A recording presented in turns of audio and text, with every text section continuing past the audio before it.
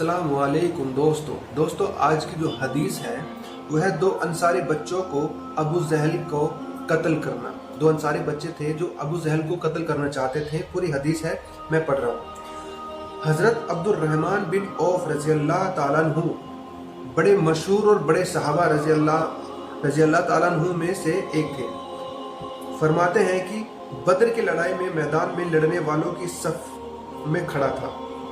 मैंने देखा कि मेरे दाएं और बाएं जानिब अंसार के दो कम उम्र के लड़के थे। मुझे ख्याल हुआ कि मैं अगर कवि और मजबूत लोगों के दरमियान होता तो अच्छा था कि ज़रूरत के वक्त एक दूसरे की मदद कर सकते थे।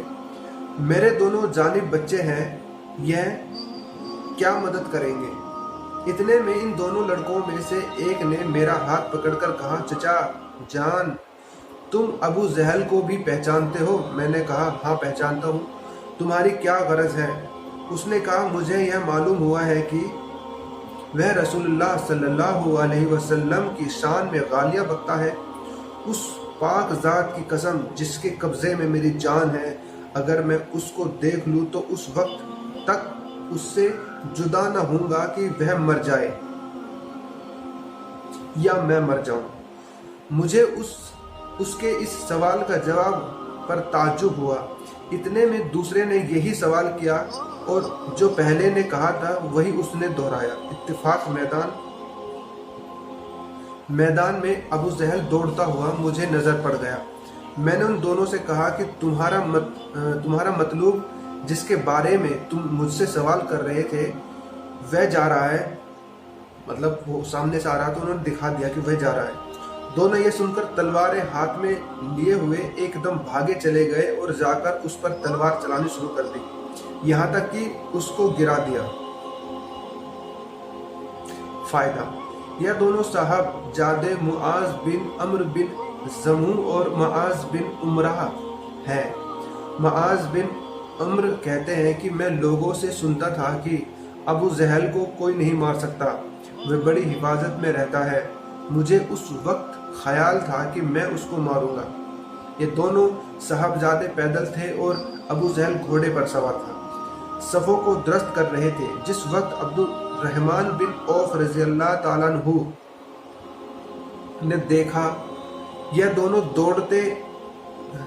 दौड़े तो घोड़े सवार पर बहराहे रास्ता हमला मुश्किल था। मतलब दोनों दौड़ रहे थे तो जो घोड़े पर बैठे थे अबू जहल, उस पर हमला करना बहुत मुश्किल था।